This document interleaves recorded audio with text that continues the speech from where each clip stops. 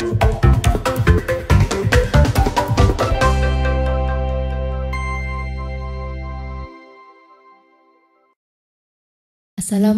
warahmatullahi wabarakatuh.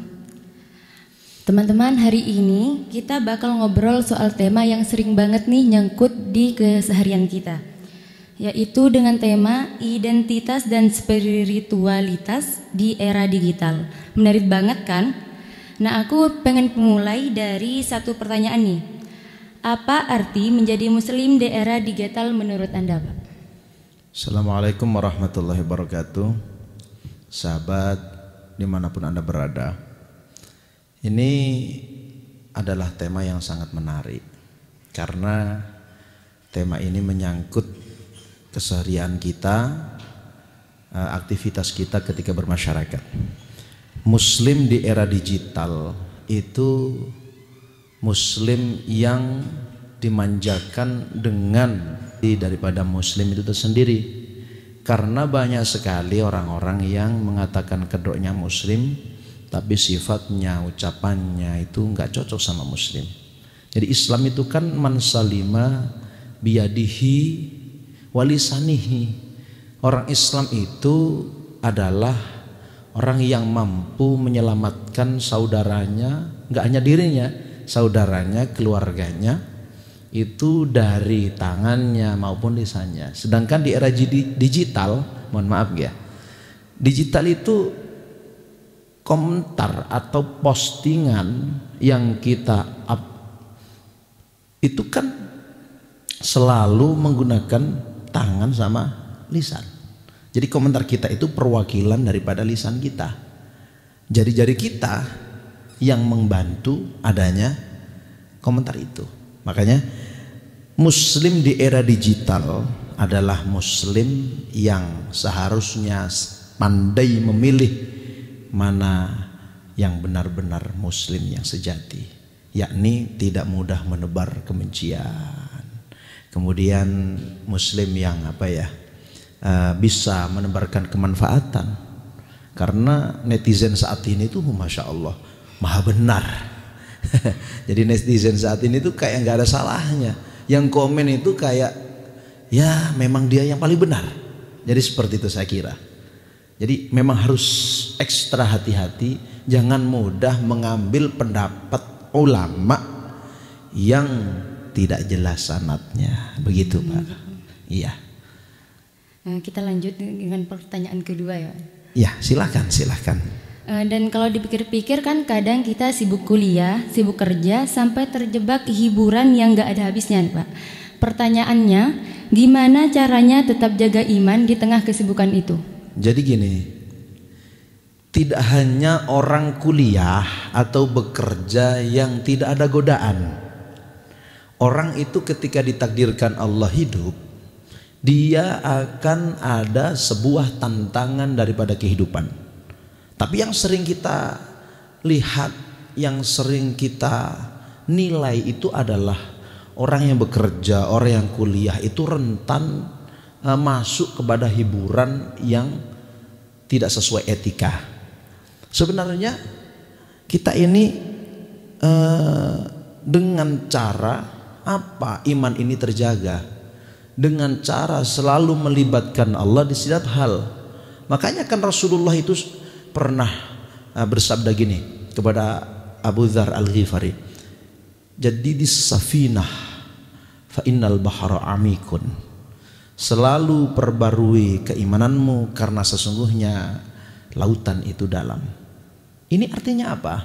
Arti daripada hadis ini, setiap langkah kita itu harus pandai menata hati, karena tidak dipungkiri pun kemaksiatan itu kita yang minta atau mereka yang mendatangi kita, atau kita mencari kemaksiatan yang berdari hiburan. Padahal orang Islam ketika dia merasa hatinya tenang dengan bacaan Al-Quran, itu sudah melebihi hiburan loh. Idza dzukirallahu wajilat qulubuhum, ya kan? Wa idza tuliyat alaihim ayatuhu zadatuhum imana. Kalau mukmin sejati, Islam sudah tidak hanya di lisannya, Al-Quran sudah tidak ada di lisannya, tapi sudah masuk ke dalam hatinya. Apa yang dilakukan? Apa ini rasakan? Mendengarkan dan membaca Al-Quran itu hiburan.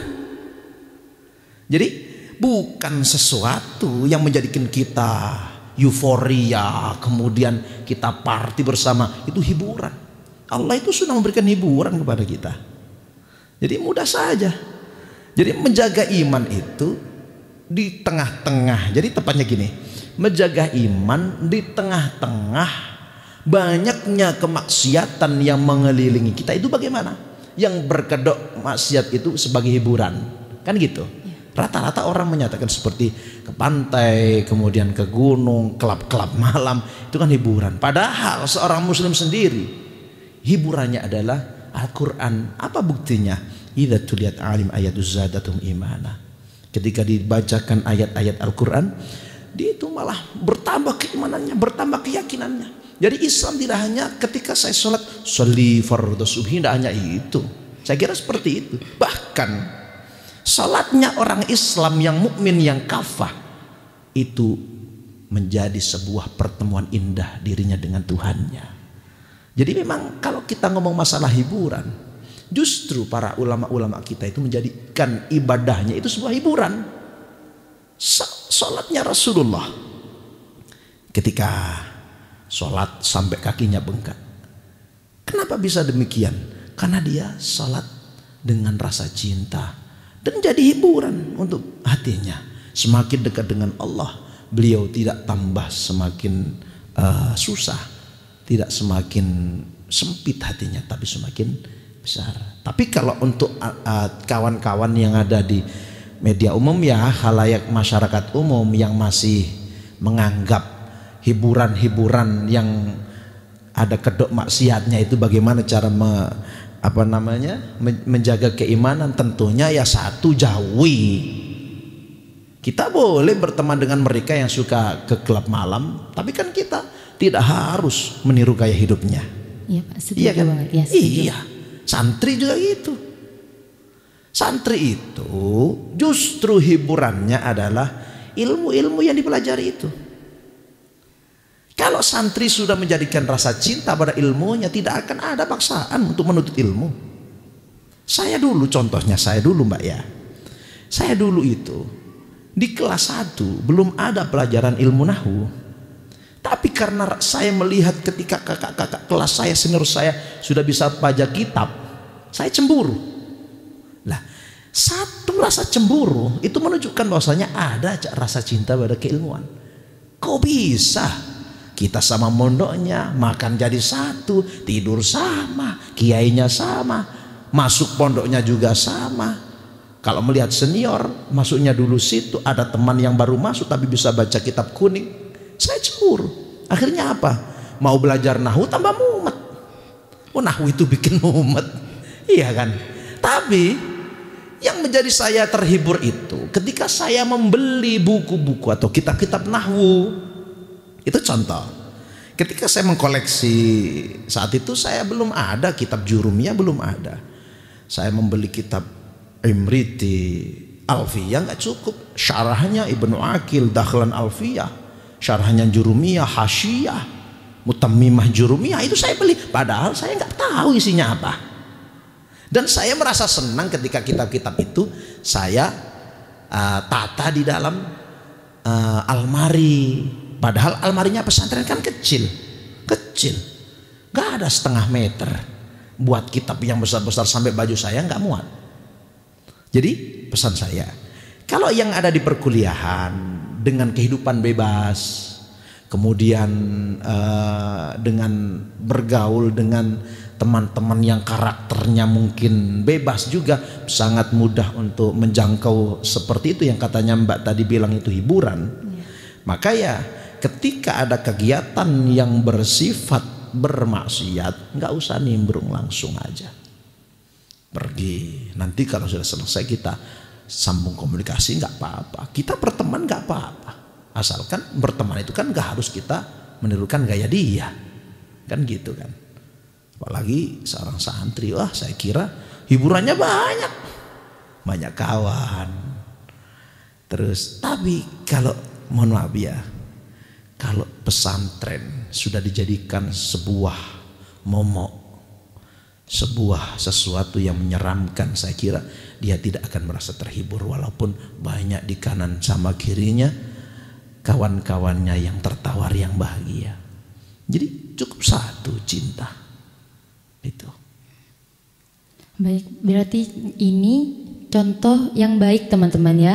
Jadi ini bisa kita ikuti dalam keseharian kita begitu Pak. Begitu ya Pak ya. Ya. Oke, kita lanjut. Topik berikutnya ini pasti deket banget sama kehidupan sehari-hari anak muda sekarang Pak. Iya.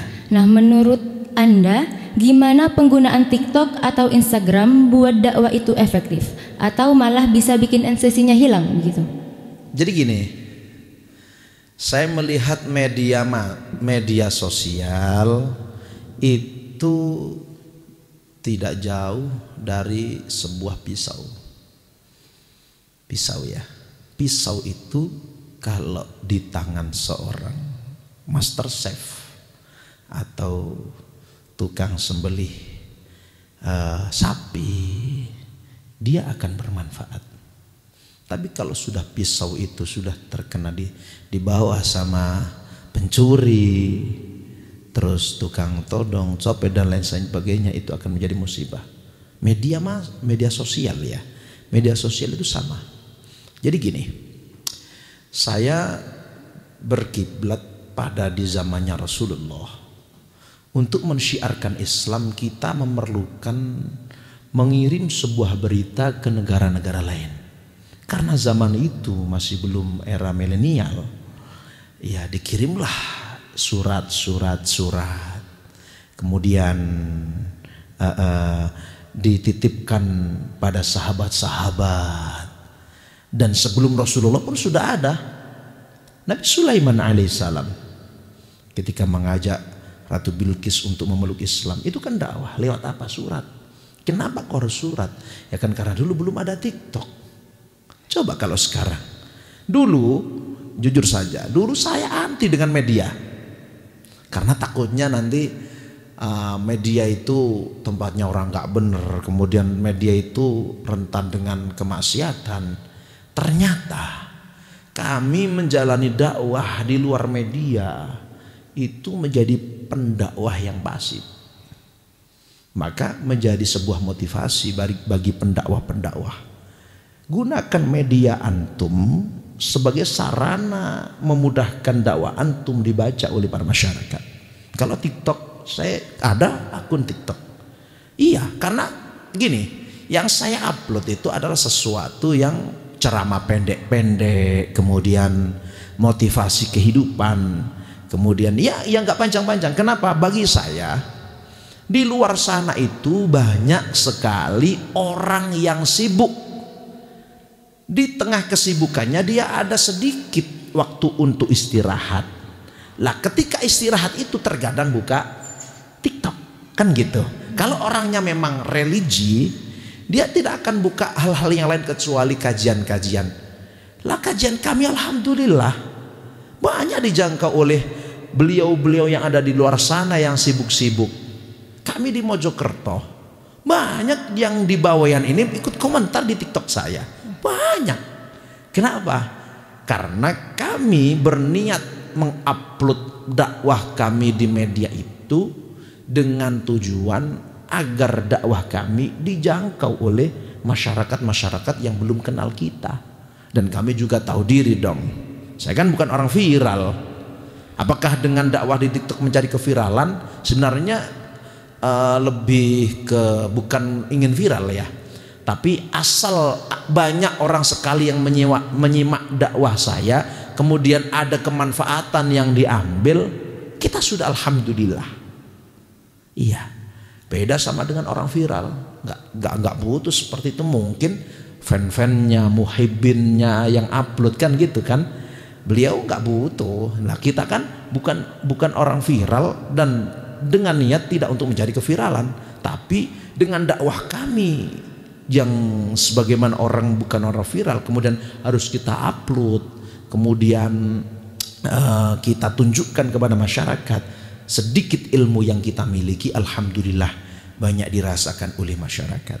Alhamdulillah ya Pak. Iya, jadi luar biasa itu. Jadi nama TikTok Anda bisa Bisa, silakan. Biar orang-orang Bawean atau yang lainnya itu pada tahu, biar bisa lihat gitu videonya. Ada, kalau di media sosial saya lebih aktifnya dulu di Facebook. Kemudian ada yang lebih ringkas lagi TikTok, makanya kami aktif di TikTok. Ada TikTok saya itu namanya akunnya Dakwah Gus Izul Kafi. Bisa dicari guys ya. Bisa cari, nanti follow absen dari Bawean Gus. Oke, akan saya full back lah. Siapa tahu dengan cara seperti ini bisa dilihat videonya biar berubah gitu Gus. Justru Mbak ya, mohon maaf, banyak yang ngundang saya daripada anak-anak yang nakal itu. Banyak. Mereka yang anak jalanan kemudian mengumpulkan anak-anak, mohon maaf ya, yang suka mabuk, yang masya Allah lah pergaulannya bebas.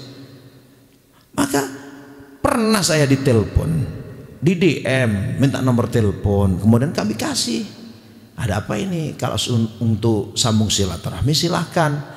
Gus, ini loh banyak anak-anak yang ingin diapresiasi kerjanya. Kemudian beliaunya itu mengatakan, ini anak-anak mumpung semangat Gus, mau bikin kegiatan Agustusan agar tidak ya orkesan terus, nyanyi-nyanyi terus. Apakah itu tidak baik? Ya sebenarnya baik asalkan sesuai norma. Tapi kan mereka kepingin ada sentuhan-sentuhan rohani, sehingga keawamannya akan terjamah dengan sedikit ilmu. Saya yakin mereka nggak butuh banyak. Jadi orang dakwah itu harus tahu psikologi jamaah. Kita ngaji di mana? Makanya tidak sedikit orang yang bilang, wah Gus Izul itu ngajinya kayak lawak. Lah yang mereka simak itu video TikToknya. Kalau di offline-nya kami sedang berdiri di depan banyak orang yang gak perlu dikasih banyak hadis. Kita cukup memberikan translate isi hadis itu, kita jabarkan saja. Seakan-akan ceramah kita gak ada hadis. Contoh, kita membahas masalah sedekah. Sedekah kalau di pondok pesantren mungkin relatif lebih keperhatian kepada teman, ya toh, kepedulian kepada teman. Kalau sudah di masyarakat beda Mbak, beda. Di masyarakat bagian sudah rumah tangga, sudah punya suami, sudah ada tetangga, ada sanak kerabat. Apa aplikasi sedekah ini? Kan kalau menurut hadisnya mana qasul malum bi shadaqatin, tidak akan berkurang seseorang hartanya dengan bersedekah. Bal yazdat. Mereka orang awam, kita bacakan hadis ini nggak akan tahu. Ya tetap kita bacakan hadisnya. Artinya apa? Yang paling penting itu penjabaran kalimat apa itu yang harus mereka terima. Lah sering kita aturkan semacam gesekan-gesekan rumah tangga. Walaupun kita tidak untuk niat suudzon, langsung kita beberkan itu. Kenapa? Biar mereka merasa. Kan memang orang ngaji seperti itulah. Sedikit ceramah saya potong, saya upload di TikTok. Orang yang baru tahu ceramah saya, apa itu ngelawak. Padahal dia nggak tahu uploadan yang lain. Uploadan yang lain itu macam-macam loh. Ada yang ijazah doa, kemudian ada yang pesan singkat, saling mengingatkan kepada orang tua bagaimana peran orang tua kepada anaknya. Jadi seperti itu sangat bermanfaat. Nah, dakwah Gus Izul Kafi itu yang TikTok. Kalau di Instagram juga ada Izul Kafi gitu aja. Tapi kalau di Facebook Muhammad Izul Kafi. Itu menarik banget ya teman-teman ya. Jadi teman-teman bisa mengikuti TikToknya Gus Izul Kafi ini ya. Ini juga dari ceritanya tadi, teman-teman itu harus bisa menggunakan media sosial dengan baik.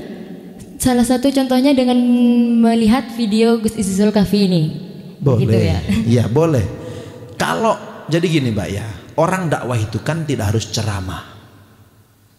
Bagi saya orang dakwah itu tidak harus ceramah.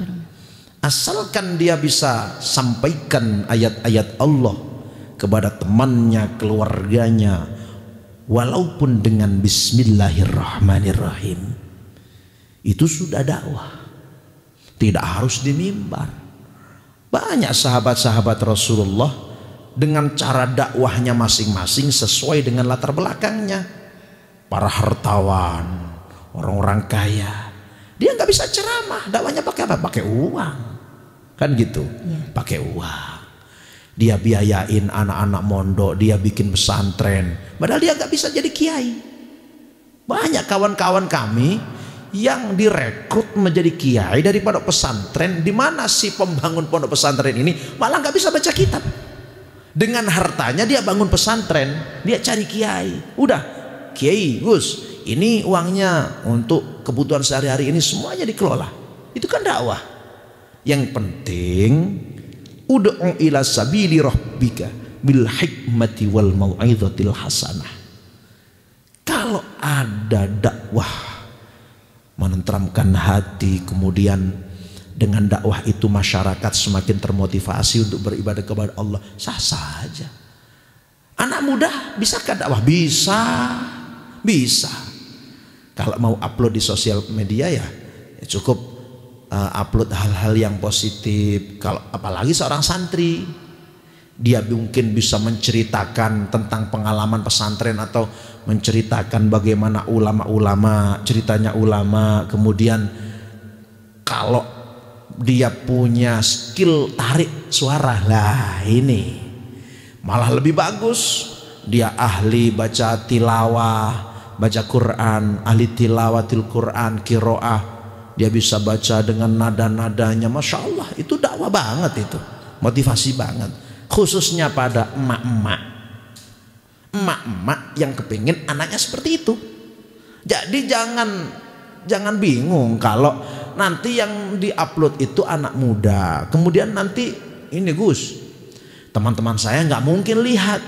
Mungkin temanmu nggak lihat kamu, tapi ibunya yang lihat kamu, kan gitu. Akhirnya ibunya ada doa, ibunya ada motivasi ke anaknya. Tolonglah kamu agak seriusan dikit, mondok, biar hasil. Lama-lama habisin banyak uang, dapat apa kamu? Kan gitu. Jadi anak muda kalau mau tampil di media sosial, jangan patah semangat, tampilkan. Ada pertanyaan lagi, Gus, saya bukan anak pondok, saya tidak ngerti kitab, saya tidak ngerti baca Quran. Bagaimana dakwah kami? Mendekatlah pada kiai, mendekatlah pada ustadz. Bisa ya bikin obrolan semacam ini, jagongan, duduk-duduk santai. Ada diambil, kiai mohon maaf nih, kami ini dari orang anak-anak jalanan, gimana menurut pendapat kiai kalau soal bla bla bla bla bla ini? Kiai memaparkan, 1 menit upload, jadi itu dakwah. Mereka pun yang ada di jalan-jalan akan termotivasi. Loh iya, mereka anak jalanan bisa ngaji, masa kita enggak? Nah, itu penting, Pak. Menarik banget ya. Gimana nih, langsung lanjut juga ya sama pertanyaan selanjutnya. Ya, ini kan kadang ada sekarang dakwah-dakwah yang viral-viral ini, Pak. Pertanyaannya, apakah dakwah di medsos ini harus selalu serius atau bisa dengan gaya humor atau meme? Jadi orang menyampaikan kebaikan itu mempunyai ciri khas. Para pendakwah-pendakwah itu mempunyai ciri khas. Anda bisa pilih mana yang Anda mudah untuk paham. Yang penting pendakwahnya itu berlandaskan ahlus sunnah wal jamaah. Saya kira kalau ada pendakwah yang suka humor, ada. Mulai salam dia sudah bikin ketawa jamaah. Mulai salam sudah bikin ketawa jamaah. Belum ceramahnya itu. Ada yang kajian, mengkaji sebuah ayat atau tafsir. Maka sarana dakwah itu menurut saya sangat luas. Nggak bisa dibatasi. Oh ini kok banyak humornya ya, nggak ada seriusnya. Oh berarti kebutuhan Anda sekarang itu mencari kiai pendakwah yang serius. Karena gini loh, tidak semua orang mau mendengarkan ceramah yang hanya banyak humornya. Kenapa? Karena butuhnya dia itu yang serius. Dan tidak pula juga banyak orang yang mendengarkan ceramah itu yang serius. Kenapa? Karena dia berangkat dari rumah ke majelis taklim dengan kondisi pikiran hati yang berbeda. Entah ada yang habis bertengkar sama suaminya, ada yang anaknya sakit tapi dia sempatkan untuk hadir di majelis taklim. Terus bagaimana sikap kita? Ya, kita itu harus bisa merangkul bagaimana para masyarakat ini menikmati apa yang kita sampaikan. Jangan khawatir ilmu nanti akan hilang, jangan khawatir. Terkadang gini, orang kalau ngajinya khusyuk itu baru sah. Kalau orang ngajinya humor nggak sah. Kenapa? Karena humor itu akan mudah lupa. Saya juga tidak sebegitu setuju dengan narasi seperti ini. Karena kami sendiri kalau dakwah, kami melihat sikon. Seperti di masjid, kajian, baca kitab. Nggak akan kita berdakwah seperti hanya ketika kita di panggung. Beda. Genrenya beda. Jadi kalau di TikTok pun atau di media sosial, apakah harus humor, apakah harus serius? Jadi menurut saya itu dua-duanya harus ditampilkan. Karena kebutuhan masyarakat ya kedua-duanya itu. Kalau ada dakwah yang serius terus tanpa humor, saya yakin gak ada. Seserius-serius para kiai pasti ada humornya. Kan Kanjeng Nabi sendiri tidak sebegitu. Jadi gini, satu hari produksi 200 hadis, dengarkan sam'an wa ta'atan, diam semuanya. Gak seperti itu. Rasulullah itu mengajak dengan sangat fleksibel, enak didengar. Kalau ketemu sama orang yang pelit, dia kaya, dia tanya Rasul, ya Rasulullah, amalan apa yang terbaik? Rasulullah katakan, amalan terbaik itu adalah bersedekah. Ketemu sama orang yang males cari ilmu, kemudian ditanya, ya Rasulullah, amalan apa yang paling baik? Ya mencari ilmu. Saya pernah ngisi kajian. Di situ ada jamaah yang tanya gini, Gus, saya melihat amalan yang terbaik adalah amalan memperhatikan istri. Jadi gitu. Tapi di hadis yang lain juga ada, sebaik-baik kalian adalah mempelajari Al-Quran.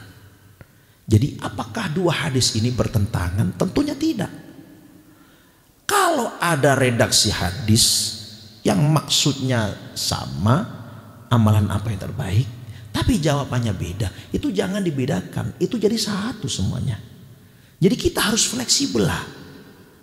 Maka warganet menilai orang lain di dalam berdakwah, saya kira ya jangan langsung dijustis, kecuali itu dakwah menyuruh manusia atau orang-orang sekitar untuk syirik kepada Allah, baru harus kita lawan.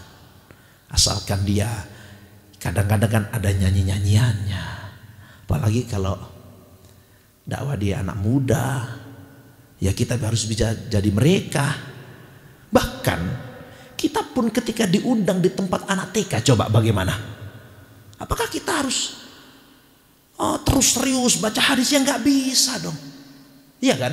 Ya, benar. Jadi mereka kita ajak tepuk-tepuk, kemudian kita ajak menyanyi. Kalau sama anak muda kita kasih tepuk-tepuk, ya nggak cocok. Maka kalau menurut saya serius sama humor itu dua hal yang selalu dibutuhkan. Biar dakwahnya itu tidak ya monoton gitu-gitu aja. Kayak humor terus itu monoton. Itu monoton. Humor terus itu monoton. Sesekali ada isi, sesekali humor, dan humornya pun tidak meninggalkan tema atau ayat apa yang kita sampaikan. Sekarang itu kan banyak kajian-kajian tentang cinta gitu. Menurut Gus itu seperti apa? Gimana? Bagus. Kenapa? anak muda harus dikasih kajian tentang cinta. Banyak anak muda yang tidak tahu apa makna cinta. Kemudian dia anggap ketika dia sudah bilang my love just for you, seakan-akan dia ini gila sudah. Kayak nggak ada perempuan lain ketika dia sudah ada kekecewaan sama pasangannya, ditinggalkan. Iman nggak ada, motivasi hidup nggak ada. 2 kali di tempat saya menceburkan diri di sungai, gara-gara patah hati. Kalau saya kasih kajian ke anak-anak urusan cinta, boleh. Cinta kan gak harus pacaran, ya enggak? Cinta kan gak harus aku mengutarakan rasa rinduku kepadamu, mengatakan apa isi hatiku. Tidak harus seperti itu. Justru kajian cinta itu kajian yang mengedukasi anak muda bagaimana cara semakin dekat dengan Tuhannya. Kita kasih pengertian. Kau sandarkan hatimu pada manusia, maka yang akan kau dapatkan adalah luka. Tapi ketika kau sandarkan hatimu kepada yang maha kuasa, kau tidak akan pernah kecewa. Karena cinta sejati adalah cinta dari Allah. Allah mencintai kita tanpa syarat. Loh gitu. Harus ada. Apalagi anak-anak pesantren yang sudah balik, puber, harus dikasih itu. Karena ada yang saya tanya, Gus, saya mencintai dia karena dia ciptaan Allah yang anggun. Cukup dari situ kau teruskan, maka gak cocok sama cintamu. Ketika kau sudah utarakan, aku ingin memilikimu, dan akhirnya ranahnya ke kemaksiatan, ternyata dari awal kamu sudah tidak cinta. Kalau kamu cinta dia, jaga kehormatannya, jaga dirinya, jaga prestasinya. Itu cinta beneran. Tapi hati saya ini gak kuat, Gus, kepingin ketemu. Lah, kalau kamu kepingin ketemu, itu wajar ya. Kalau anak-anak muda kan wajar kan, apalagi anak pesantren. Gak sanggup LDR katanya. Iya, jangankan LDR, beda kamar saja dia sudah keling-kelingan. Jadi itu sesuatu yang menurut saya sangat sangat wajar lah, apalagi anak-anak muda. Justru yang bahaya itu ketika ada anak yang sudah masuk akil balik, seorang cowok tidak ada rasa pada perempuan. Hati-hati. Perempuan lihat cowok ganteng, gak ada perasaan, hati-hati. Kan semuanya itu kan nafsu. Jadi nafsu itu gak bisa kita hilangkan. Yang bisa itu kita kendalikan. Makanya kalau saya kasih motivasi ke anak-anak pesantren tentang cinta, maka sebelum kau utarakan rasamu pada dia, yakni jasad yang hanya dititipi oleh roh milik sang maha cinta, sebelum itu kau utarakan, maka kau utarakan dulu kepada yang punya. Siapa? Allah. Itu akan lebih, Masya Allah. Andai nanti ditakdirkan oleh Allah bisa berjodoh, sesuatu itu akan melekat di hati. Ya Allah, ternyata saya bisa berjuang melawan nafsu demi kesucian cinta ini. Wah, luar biasa itu. Nanti kita bahas lagi dah sama santri-santri. Bagus itu. Luar biasa banget ya teman-teman ya penjelasan dari Gus Izul Hikam. Lanjut ke pertanyaan selanjutnya, menurut Gus Izul Hikam ini apa pandangan Izul Kafi ini, mohon maaf ya Gus ya. Apa pandangan Anda itu tentang hijrah yang sering dijadikan tren?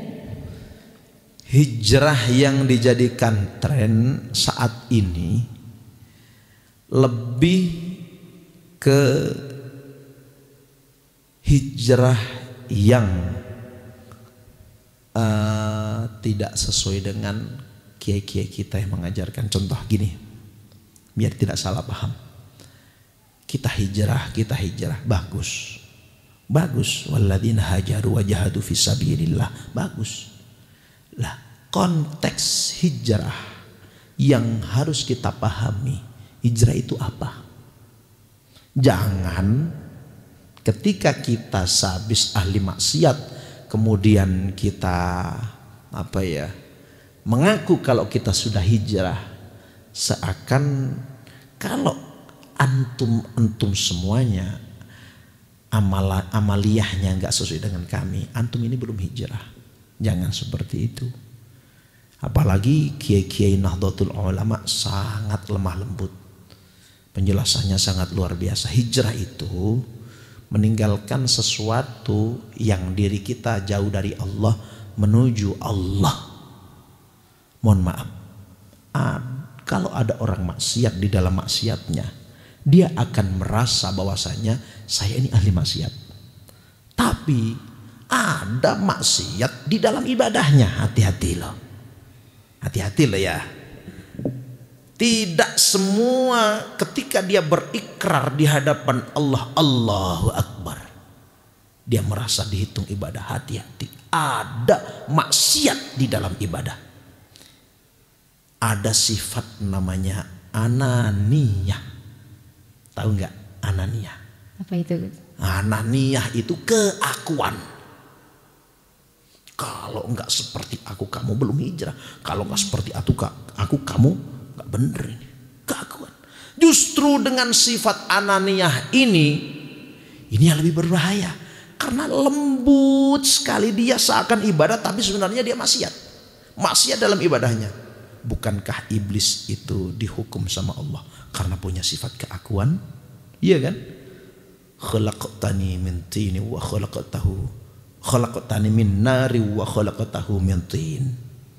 Aku dijadikan Allah dari api, Adam dari tanah. Ngapain boro-boro aku pengen sujud pada tanah? Kan keakuan. Dia merasa dirinya dari api. Dia itu mulia. Hati-hati. Jadi hijrah itu makna yang tepat. Meninggalkan segala bentuk kemaksiatan. Walaupun kemaksiatan itu adalah merupakan sesuatu yang disenangi oleh hati kita. Jadi teksnya ringkas saja. Maka diantara yang merusak ibadah itu kan ada sifat riya, pamer. Ya kalau pamernya kita sedekah di kerumunan orang-orang yang pelit-pelit nggak masalah. Tapi kalau video bagi-bagi uang, kalau niatnya untuk mengedukasi, ayolah kita bersedekah bersama, ya silahkan, monggo-monggo saja. Tapi ingat, ibadah yang tidak terlihat orang lain adalah ibadah yang paling afdol. Sedekah, tangan kanan kita mengeluarkan uang, tangan kiri kita tidak bisa melihat. Saking rahasianya. Ini sudah dekat. Tapi ini ngeluarkan uang, ini nggak tahu. Lah ini sudah luar biasa. Lah terus jangankan tangan kiri. Netizen tahu. Ya berarti tangan kiri lebih tahu kan gitu. Toh yang ngetik ini kan pakai tangan kiri. Halo guys, hari ini kita sudah berhasil melakukan qiyamul lail lah kayak gitu. Nah terus kalau sudah dipuji, alhamdulillah, barokallah kak, kan gitu sekarang itu musimnya, barokallah kak, barokallah. Ya kalau memang hatinya bener-bener tulus, saya kira ya silahkan aja lah daripada posting-posting maksiat. Tapi menurut saya ya kalau saya pribadi sih saya kurang nyaman, karena itu merupakan privasi lah yang harus kita jaga kita kepada Allah. Tapi kalau ada mereka yang seperti itu ya nggak apa-apalah, asalkan nggak posting maksiat kan beres. Ya tetap ada baiknya, Tapi ya konyol juga, gak enak lah. Kalau saya sih, kalau mereka nyaman ya biarkan. Tapi pesannya ya kalau bisa edukasinya itu jelas, ada pesan, ada kesan, apalagi ditambahi sama hadis atau apa, wah malah luar biasa itu. Itu sajian-sajian media yang sangat bermanfaat. Ya, jadi teman-teman ya, jangan ngepost video atau wiritan-wiritan yang sekiranya hanya ingin berniat untuk mencari followers ya guys. Ya, dipuji orang. Jangan hanya ingin dipuji netizen, jangan hanya ingin cari followers begitu ya guys. Iya. Mau lanjut ke pertanyaan selanjutnya guys? Udah cukup. Udah cukup. Iya. Menurut saya gini. Kita kan nggak tahu isi hati orang itu kan seperti apa. Jadi ketika ada orang yang melakukan hal demikian, membaca wirid di pos, kemudian apa, ya kita husnudzon aja lah. Itu kalimat saya yang pertama. Itu bukan prinsip bagi saya, itu hal konyol bagi diri saya. Kalau untuk orang lain mah, kalau memang itu dia yang terbaik, ya silahkan. Yang penting daripada dia posting-posting yang gak karu-karuan, yang membuat orang lain kemudian menikmati, kemudian dosanya disalurkan ke temennya. Apa gak dosa jariyah? Kan gitu. Ya mending kayak gitu. Oh ini kakak ini seperti ini ya, aku tak niru lah. Alhamdulillah, bermanfaat kan. Nah ya, menurut saya itu cukup bagus itu. Baik teman-teman, alhamdulillah ya, sekarang kita kan baru saja mendapat ilmu baru. Semoga bermanfaat bagi kita semua dan teman-teman yang menonton obrolan kita hari ini. Sekian obrolan kita hari ini. Assalamualaikum warahmatullahi wabarakatuh. Waalaikumsalam warahmatullahi wabarakatuh.